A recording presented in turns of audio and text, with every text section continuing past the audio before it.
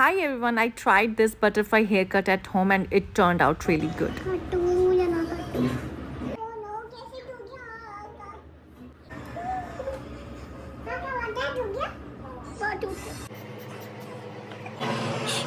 As you know that I have wavy hair, but cutting के बाद मेरी layers इस तरीके से दिखेंगी बालों पे।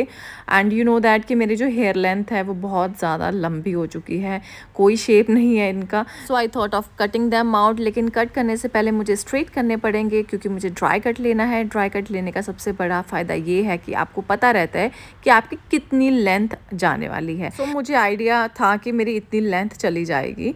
सो कोई नहीं, लेकिन बाल बहुत अच्छे हुए इसके बाद। What you really need in this hair cut is 2 rubber band soft वाले, और थोड़े से प्लास्टिक के रबर बैंड्स भी चाहिए होंगे 1-2। और इस तरीके से सेक्शनिंग करनी है। पहले तो मैं इसे नीचे से ऊपर की तरफ सेक्शन करके दिखा रही हूँ फिंगर से, इस तरीके से कर सकते हैं।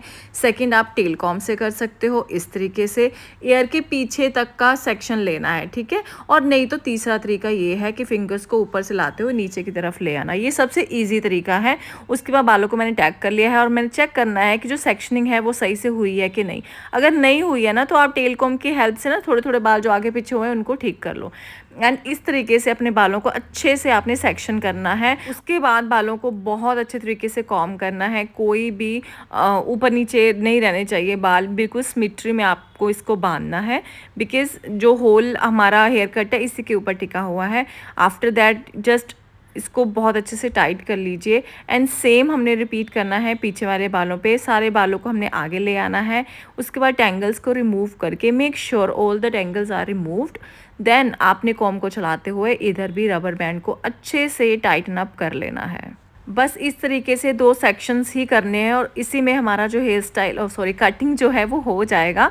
एंड इस तरीके से आपने बांध के अपने बालों को टाइट कर लेना है। अब आप देखिए मैंने 2 सेक्शन बना लिए।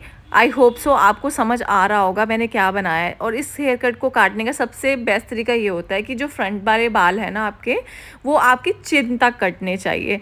जो कि जब मैंने मेजर किया मुझे बहुत डर लगा हाँ कि मेरे सारे बाल चले जाएंगे, लेकिन रिजल्ट वॉज गुड। सो मैंने इस तरीके से ना प्लास्टिक का बैंड लगाया है और इस तरीके से मैं इसको खींचते लेके आ रही हूँ सो दैट कि सारे बाल इक्वल तरीके से नीचे आएँ। इससे बहुत ज़्यादा हेल्प मिली मुझे। और मैंने पीछे के बालों को भी अच्छे से, देखो अभी मैंने टेंगल निकाले थे फिर से टेंगल हो गई, यही प्रॉब्लम है इन बालों की। सो दैट्स वाई मुझे काटने थे और एक अच्छा कट लेके आना था अपने बालों पे। एंड इससे ज़्यादा इजी कट कोई भी नहीं है, कोई भी इसको कर सकता है। उसके बाद जो पीछे वाले जो सेक्शन है उसको कैसे मेजर करना है आपने, जो फ्रंट वाला हमने सेक्शन लिया है ना, जहाँ तक हमने रबर बांध दी है चिन तक, इन दोनों को सेंटर में लाके ना, जो पीछे वाला रबर और आगे वाला रबर दोनों सेंटर में आके एक जगह पे जहाँ मिल रहे हैं ना, उतना ही पीछे वाला बाल काटना है। आई नो आपको लग रहा हो कि बहुत ज़्यादा है, लेकिन नहीं, इस तरीके से ही काटना है।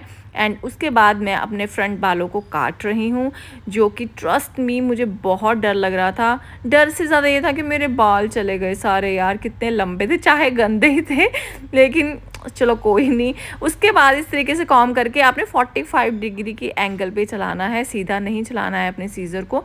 इससे वॉल्यूम आता है आपके बालों के ऊपर।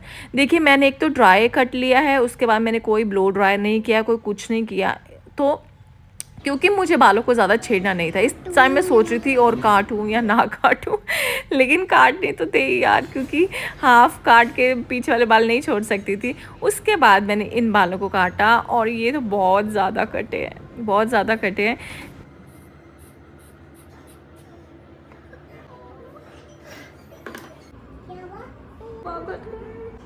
माई सन वॉज रियली कन्फ्यूज, मम्मा आपका बाल टूट गया तो उसको कुछ इतना पता नहीं चल रहा था कि क्या हो रहा है।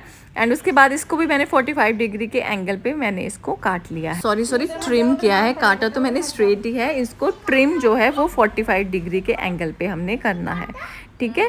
उसके बाद मैं आपको अभी फ्रंट के बाल दिखाती हूँ कटने के बाद किस तरीके से दिखते हैं।